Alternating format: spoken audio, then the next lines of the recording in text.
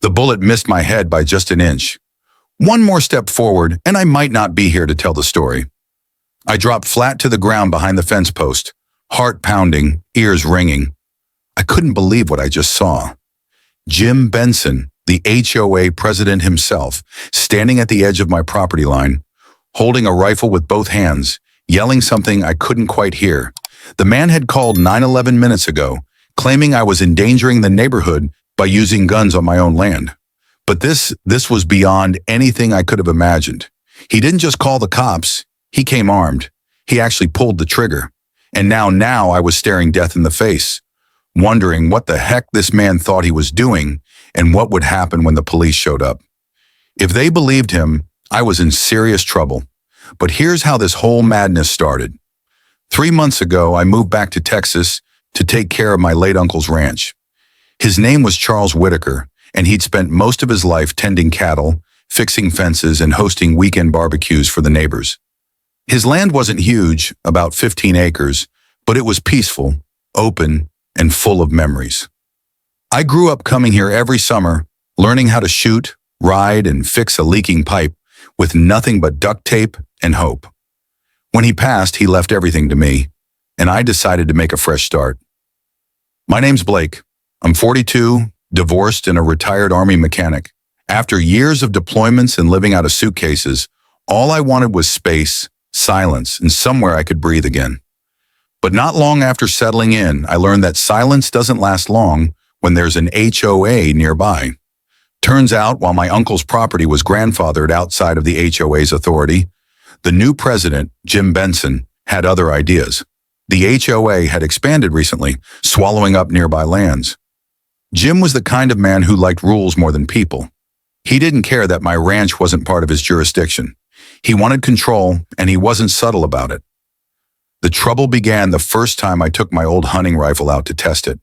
I'd built a simple shooting range at the back of the property, way far from any road or neighbor. The sound didn't carry far.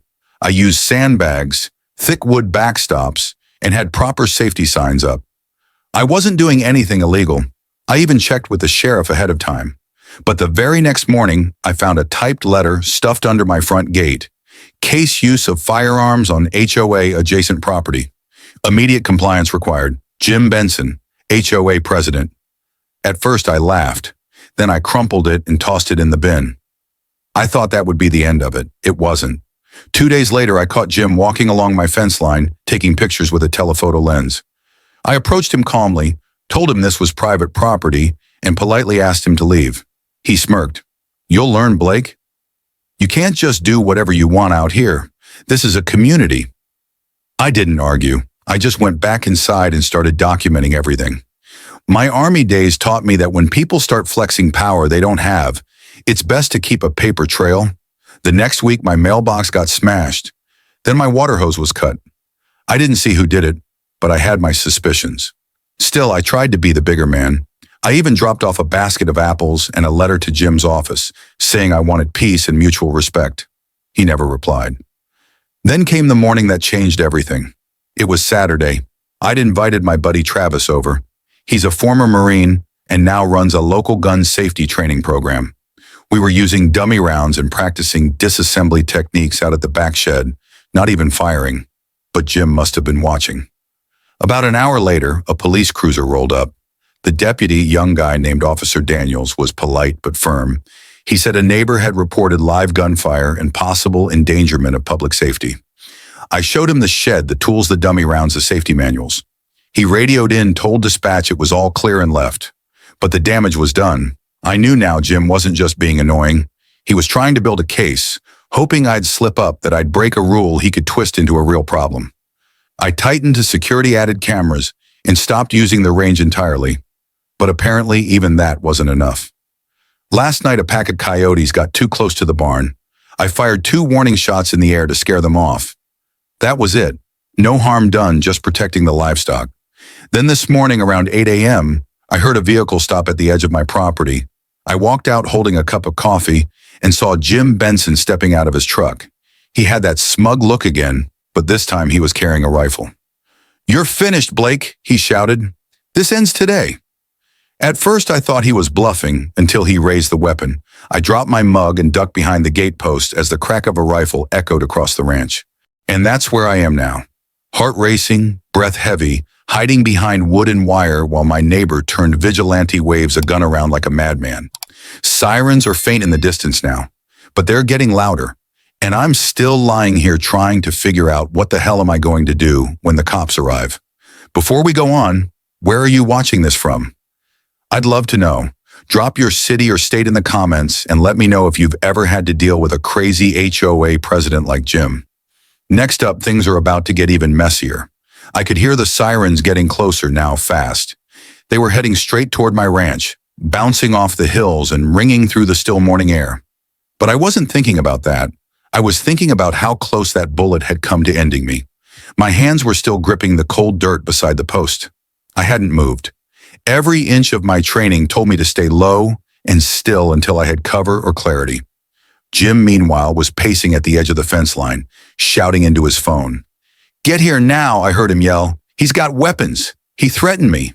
I peeked over the edge of the fence just long enough to see the rifle still slung across his chest and his truck's door left wide open. No other neighbors were around. It was too early.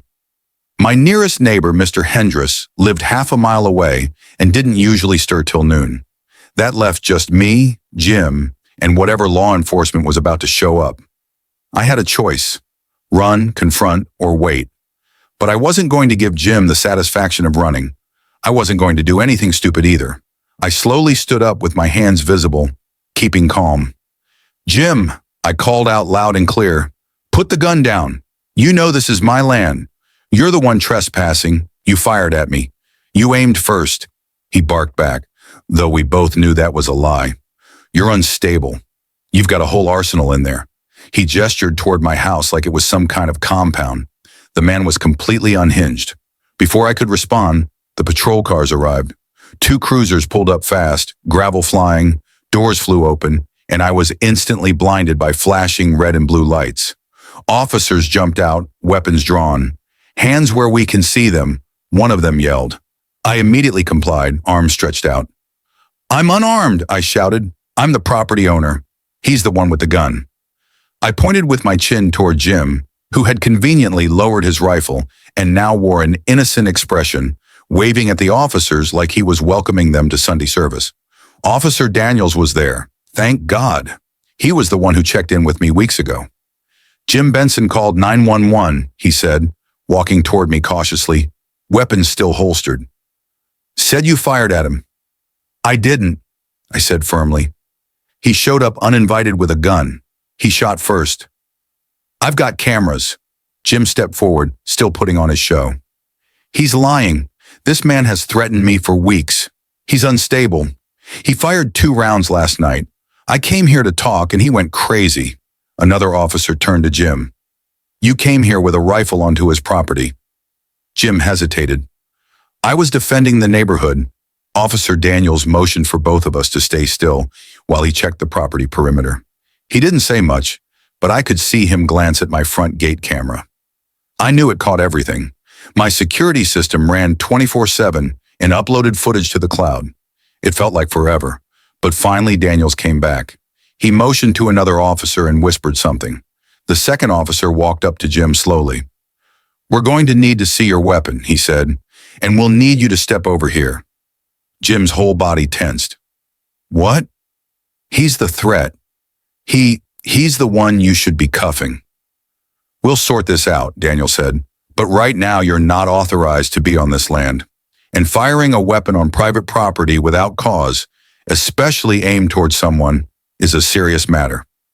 Jim stuttered, but the fight in his eyes dimmed. He was caught, and he knew it. Still, the officers didn't arrest him on the spot. They took statements, confiscated both our rifles for evidence, and warned us not to make any more contact while the investigation was ongoing. As they left, Daniels gave me a look. "Blake, I believe you, but you better stay sharp. This guy's not done."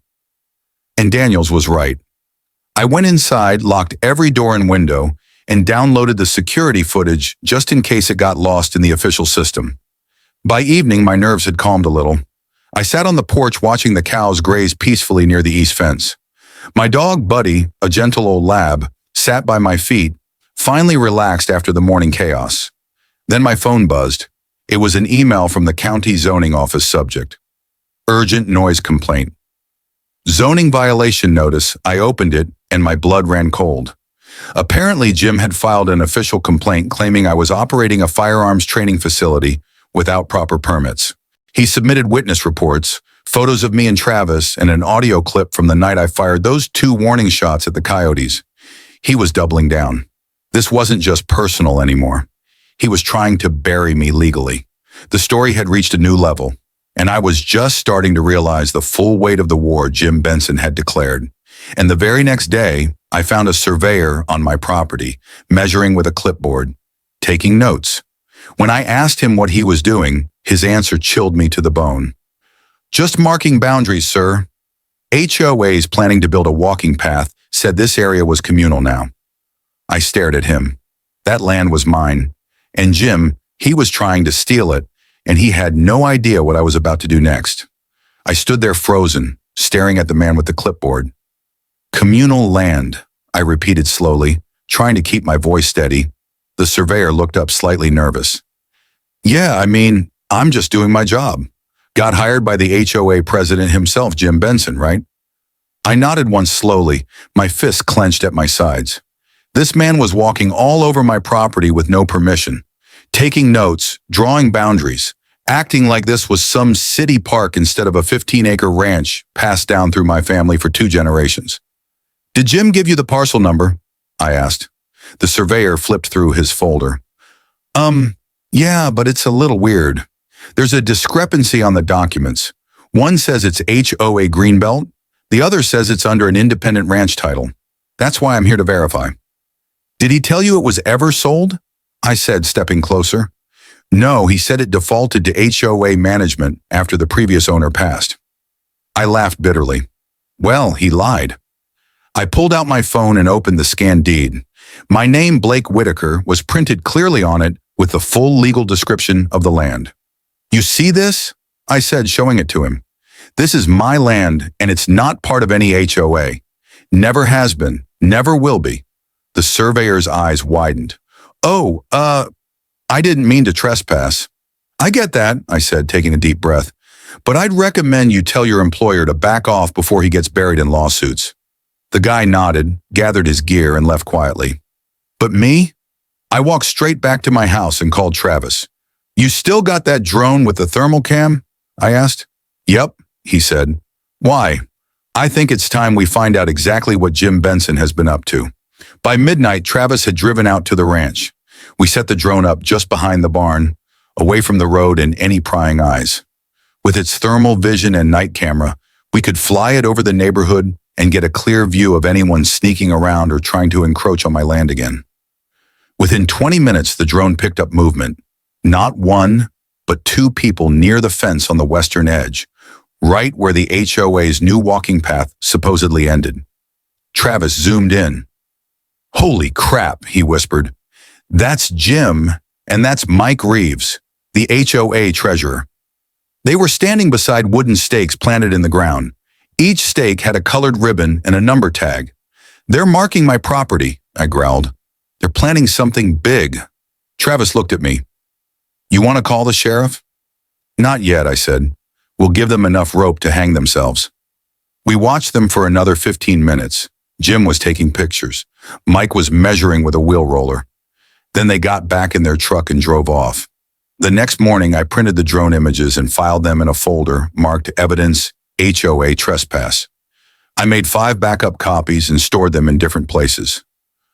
2 in my house, 1 in Travis's garage, and 1 with my lawyer in town. I wasn't going to let them destroy what my uncle left me. But Jim wasn't done. That weekend, I got a letter from the county clerk's office. It was a formal notice of a proposed zoning amendment submitted by the HOA to repurpose adjacent unused agricultural space into a community recreational corridor. They were trying to use legal language to steal my ranch, and it didn't stop there. 2 days later, I saw a post on the HOA neighborhood forum. It was a long message from Jim Benson accusing me of creating danger for children, stockpiling weapons, and threatening peace within the community. He even posted a blurry screenshot of me holding a rifle with no context, claiming it was from the night I endangered a neighbor's life. The comments exploded. Some people were furious, demanding action. Others asked questions. A few even defended me. But Jim had planted the seed. People were starting to believe his lies.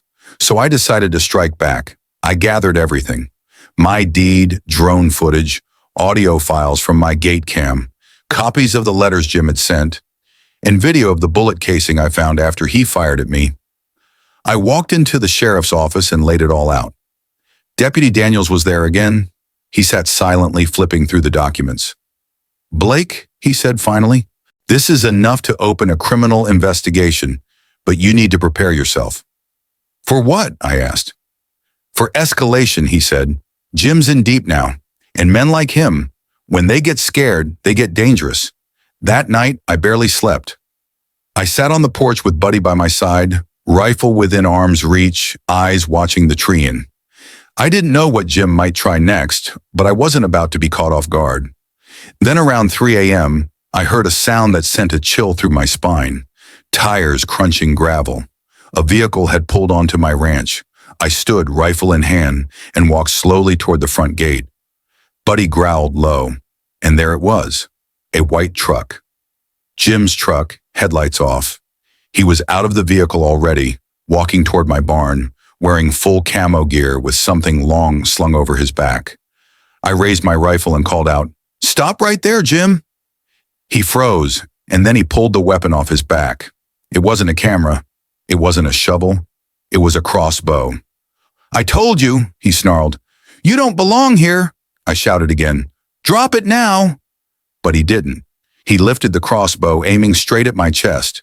My finger tightened on the trigger, and just as the bowstring snapped, a spotlight flashed from the tree and a loud voice yelled, "Drop your weapon, Sheriff's Department." Jim spun around.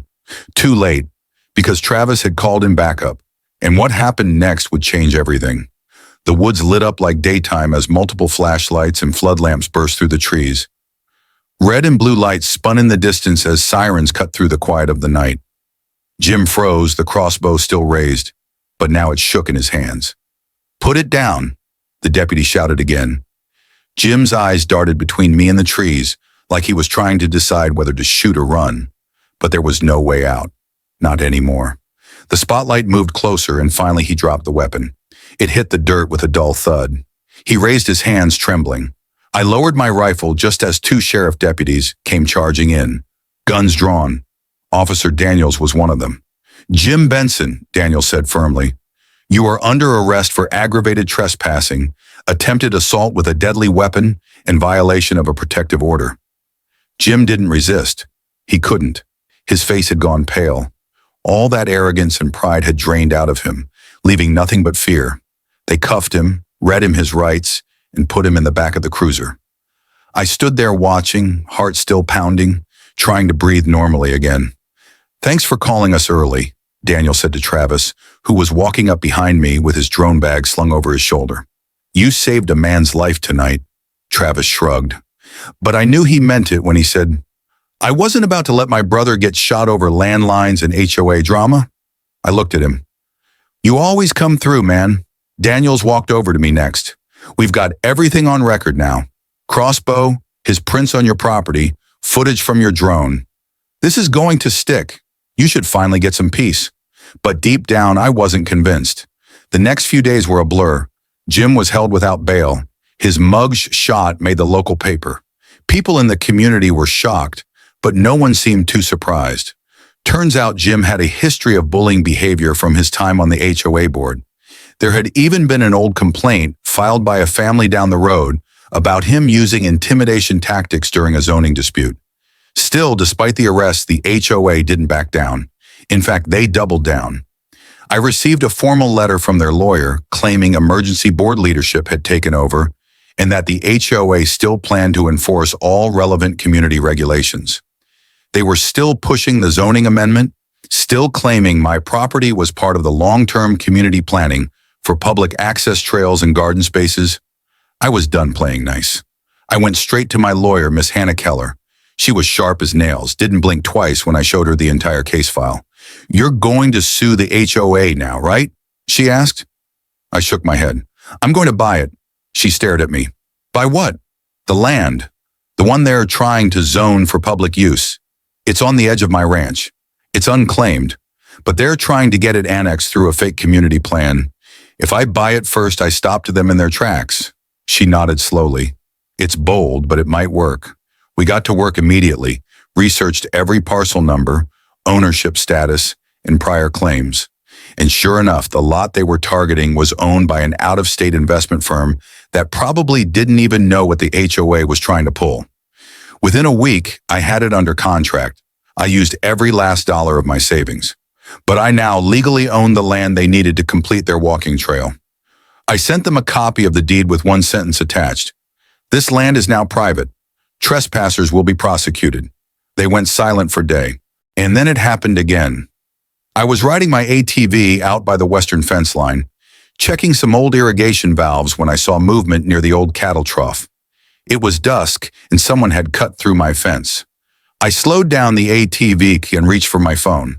I had Buddy with me, and his ears perked up fast. He growled. That's when I saw them. Two men in dark hoodies, one carrying a bolt cutter, the other holding a camera. They hadn't seen me yet. I snapped a photo from the shadows and turned off the engine. I didn't want to spook them, just track what they were doing. Then I heard one of them say, "Just take a few shots of the broken fence. Then we'll file the claim saying he's neglecting the land. That'll trigger the county inspection." The other guy replied, "Should we break the water pipe too?" I was furious. They were staging vandalism to make me look like a negligent landowner to try and trigger a code enforcement violation. It was dirty, underhanded, and illegal. I stepped out from behind the tree and yelled, "You boys lost!" They froze, then bolted. I chased them on foot, but they had a head start and vanished into the trees behind the ridge. Still, I had photos, clear ones. I called the sheriff again. Daniels came out, took my statement, and nodded as I showed him the pictures. "They're desperate now," he said. "Your victory over the land deal must have lit a fire under them." "But this is criminal conspiracy," I said. "This isn't just HOA stuff anymore." "You're right," he said, "which is why we're opening a new investigation, and this time we're involving the state." I thought things would finally slow down after that, but 2 nights later I woke up to smoke. Thick black smoke pouring in through the cracks of my window. I jumped out of bed, grabbed Buddy, and ran to the hallway. The barn. It was on fire. I threw on my boots, grabbed the fire extinguisher, and sprinted outside. Flames danced high into the night sky, eating away at the old wood. The livestock were crying out. I ran to the hose, but it had been slashed. My emergency water barrels were drained. Someone had planned this. This wasn't an accident, and as I stood there in the orange glow of firelight, one thing was certain. This battle with the HOA, it was far from over. And now it had turned into something much darker, something personal, something that could kill. The flames roared louder than thunder as I stumbled through the thick smoke. My eyes burned, my lungs screamed, but I didn't stop. Buddy barked frantically, circling the edge of the barn where my goats were still inside. Their bleeds were sharp. Terrified, I ran to the side entrance, shielded my face with my arm, and kicked the door in. Heat slapped me like a wave. The hay bales were ablaze, lighting up the entire barn in an orange inferno. I didn't have time to think. I dashed to the pen and yanked it open, waving my arms and screaming, "Go, run, move!" The animals bolted, pushing past me into the open air. I counted quickly. 3 goats, 2 sheep, 1 cow, all alive. I had no idea how, but the fire was spreading fast. The roof groaned above me, wooden beams sizzling and cracking. I turned to run, and that's when it gave way. A burning beam dropped inches from my leg, pinning the corner of my jeans and lighting the fabric. I hit the dirt, rolled hard, and smothered the fire with my arms. I didn't even feel the pain. I just crawled out through the open door as the barn collapsed behind me with a deafening crash. Outside, Buddy was licking my face. My arms were scorched, my clothes singed, but I was alive. The animals huddled near the water trough, trembling, but safe. And in the distance, I saw a pair of headlights speeding away down the gravel road. Whoever did this was already gone, but they'd left a mark. The fire department showed up just before dawn. Sheriff Daniels arrived with them, face grim as he scanned the smoldering remains of the barn. "Arson," he said plainly, crouching near a burnt gas can just outside the building. "Accelerant used, likely gasoline. Entry point looks forced." I didn't say much. I couldn't. My throat still burned from the smoke and my arms were bandaged from the minor burns. Daniels continued. "They knew what they were doing. They slashed the hoses, drained your backup supply. This wasn't spontaneous. This was planned." I saw the truck I managed. White SUV, no plates. He nodded. "We'll pull every nearby road cam. I've already notified state fire marshals and looped in the arson division." He turned to face me, eyes cold. "Blake, this is no longer a property dispute. It's criminal. These people aren't just desperate. They're dangerous." I nodded, jaw tight. I want them buried legally. And that's when I made a decision I hadn't considered before. I walked inside, grabbed my laptop, and pulled up the HOA's charter online. Every document, every policy, every loophole, and there it was. Section 9.4. Emergency HOA Leadership Transfer. If the president or acting board was found guilty of criminal charges in connection with HOA operations, the entire board could be dissolved pending a majority neighborhood vote. That was my way in. That was how I could end this war, not just survive it. Take over the HOA and shut it down from the inside. With Hannah, my lawyer, I built the case. We filed official complaints, attached footage, photos, fire inspection reports, and witness testimony. We submitted a motion to dissolve the board under the terms of Section 9.4, citing criminal endangerment, conspiracy, and harassment. But the most powerful thing we did, we went public. We uploaded the drone footage to a local community Facebook group. Footage of Jim and Mike marking my property illegally. We posted the arrest footage, the arson report, the burnt barn. Then we followed it with my statement. This is the result of HOA abuse.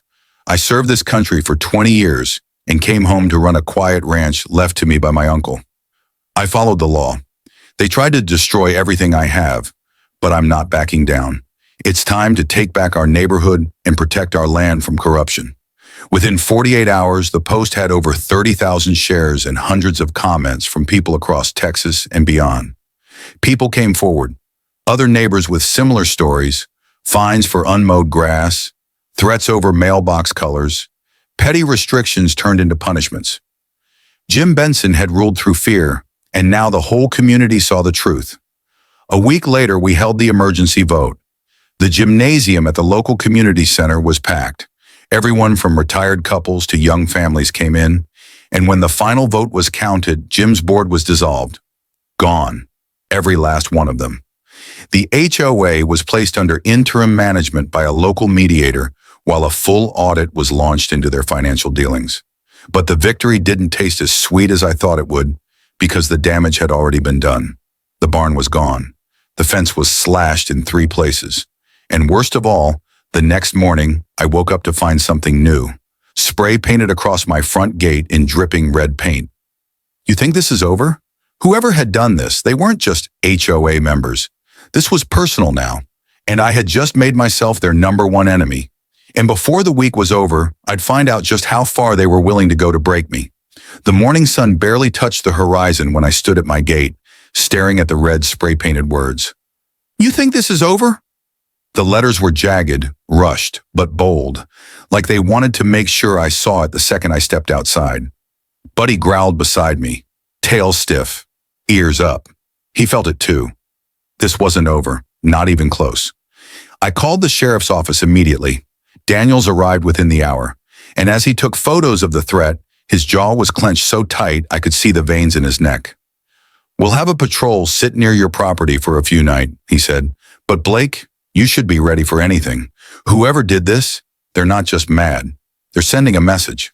I nodded, then turned to the burnt shell of the barn in the distance. "I got the message loud and clear," I said, "but now it's time I send mine." That night, Travis and I worked in silence, setting up new motion sensors around the fence. We installed floodlights, infrared trail cams, and even some perimeter alarms he'd rigged using empty cans and tripwire. But we didn't just wait. I was done playing defense. I posted a video online again, this time standing in front of the barn ruins. "To whoever keeps coming for me, spray painting threats, setting fires, aiming weapons. You had your chance. I didn't start this fight, but I'm going to finish it. Not with violence, not with fear, but with truth. You're not just messing with me. You're messing with the law, and trust me, the law's watching. The video went viral. People from all over the country commented, shared, and messaged their support. Veterans, ranchers, regular folks tired of HOA bullying. My story was becoming something bigger than just a feud, and that's when things got really strange. 2 nights later, the patrol unit parked outside my ranch didn't show up. I called Daniels, straight to voicemail, tried dispatch. No answer. I waited, pacing the porch, Buddy by my side. Nothing. No lights, no movement, just silence. Then around midnight, I heard a snap like someone stepping on a branch. I reached for my rifle and turned on the porch floodlights. That's when I saw them. 3 masked men crouched behind my truck near the barn wreckage, all dressed in black. One held a crowbar. Another had a gas can. I didn't hesitate. I fired a warning shot into the air and shouted, "Step away from the truck. This is private property, armed and monitored." They bolted, but I was ready this time. As they ran, they tripped the alarms. One fell flat, tangled in the tripwire. Buddy lunged forward, barking like a beast. I sprinted down and pinned the guy to the ground with my knee while Buddy circled him, growling low. The guy squirmed, cursing. I yanked off his ski mask and froze. It was Mike Reeves, the HOA treasurer, my old neighbor, the same man who had stood beside Jim when they were marking my land. He stared up at me, wild-eyed and furious. "You don't get it," he spat. "You think you're the hero here? You destroyed everything. Jim built this community. He gave it order." I glared down at him. He built a prison. By then, the sheriff's backup had arrived. Turns out Jim had bribed a rookie cop to reroute the patrol schedule that night. Daniels found out fast and came storming in with 3 deputies. Mike was cuffed and hauled off. The other 2 were caught an hour later thanks to the drone and Buddy chasing them into the trees. Inside one of their backpacks, zip ties, lighter fluid, a printed map of my ranch, and a loaded .22 pistol. Daniels looked sick to his stomach. This wasn't just a scare tactic. They were planning something much worse. After that night, the county took full control of the HOA. A federal investigation was launched into misuse of funds, harassment, and attempted conspiracy.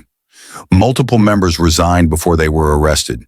And Jim, he was indicted for criminal conspiracy, attempted manslaughter, and felony trespass. I was asked to testify in court, and when I did, I told the jury everything about the land, about the lies, about the fire, the threats, and the late-night ambush. I showed them the videos, the drone footage, the spray paint on my gate. It took less than 3 hours for the jury to return a guilty verdict. Jim was sentenced to 12 years in state prison. Mike got 7. The HOA was dissolved permanently. You'd think I'd be relieved. But standing on my porch after the dust settled watching the sunrise, I didn't feel victory. I felt resolved because I knew that for every HOA like Jim's, there were more out there. Good people being pushed around, veterans, seniors, ranchers, families, people who just wanted to live in peace. I poured myself a cup of coffee and sat beside Buddy, petting his head. We'd been through hell, but we were still standing, still free. And as the wind blew gently across the ranch that morning, I smiled for the first time in a long time. Because I'd protected what mattered, and I'd never let anyone take it from me again. Where are you watching from? Drop your city or state in the comments. I'd love to know who stood with me through this wild ride. And if you've ever dealt with a nightmare HOA or corrupt leadership, tell your story. Someone out there needs to hear it. You're not alone. 2 months had passed since the courtroom doors closed behind Jim Benson. The air on the ranch felt different now, cleaner, quieter, almost sacred. But there was still an uneasiness that lingered like an old scar. You don't go through something like that without being changed. Buddy was limping a bit now, old age catching up with him, but he still followed me everywhere like a soldier on patrol. I spent my mornings rebuilding the barn with help from Travis, who practically moved in after the fire. He said he didn't trust leaving me alone, and I didn't argue. The community had rallied in a way I never expected. A local hardware store donated supplies for my barn. Folks I'd never met drove from hours away just to shake my hand and say, "Thank you." Thank you for standing up. Thank you for fighting back. Thank you for not backing down. But even as the support poured in, I couldn't help but feel the ghost of the HOA still breathing somewhere close. That ghost showed up one last time. It was a Sunday afternoon when I got the letter. No stamp, no return address, just left in my mailbox, handed delivered. I opened it slowly, expecting another threat. Instead, it was an envelope stuffed with photos. Dozens of them. Photos of me walking with Buddy, fixing the barn, sitting on my porch, some taken at night, some from the woods. Someone had been watching me for weeks, and at the bottom of the stack, a note scrolled in shaky handwriting. You humiliated the wrong people. The board may be gone, but not all of us were caught. Some of us are still out here watching, waiting. I gripped the edge of my kitchen counter trying to steady myself. Travis took one look at the photos and said, "We're not done yet." We reported the letter, and once again, Daniels launched an investigation, but the trail was cold. No fingerprints, no cameras picked up a visitor that day, and the handwriting didn't match anyone on record. "I think it's over," Daniel said, "but you need to stay sharp. Someone might still be out there holding a grudge." I nodded, but I wasn't scared. I was prepared. We upped the security again, new cameras, thermal sensors, and even drone patrols on a schedule.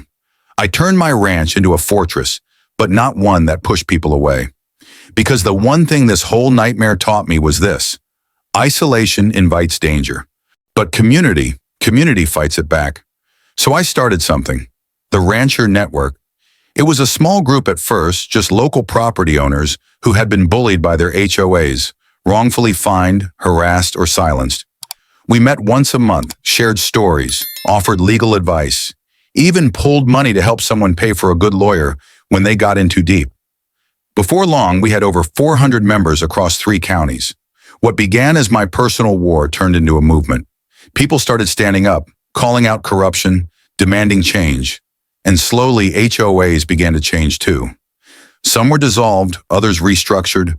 The good folks took charge, and the bad ones lost their grip. Even the local news picked it up. From hostility to hope, how one rancher's stand sparked an HOA reform movement in Texas. That rancher was me. But I didn't do it alone. Travis Daniels, Hannah, and Buddy, we fought together. We survived together. And as for Jim Benson, he tried to appeal from prison. But with the evidence stacked so high and witnesses lined up like dominoes, he didn't stand a chance. His appeal was denied. He'll be behind bars for a long time where he belongs. It's funny how a peaceful patch of land passed down through blood and memory can become a battleground overnight. But peace isn't given. It's protected.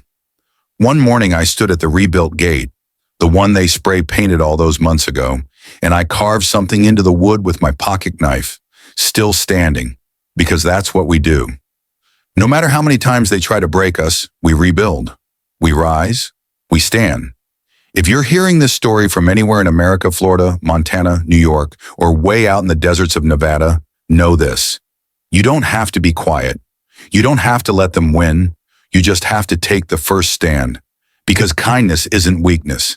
Empathy isn't surrender. And peace is worth fighting for. So tell me, where are you watching from? Because out here in Texas, a rancher's voice shook an entire system, and yours just might be next.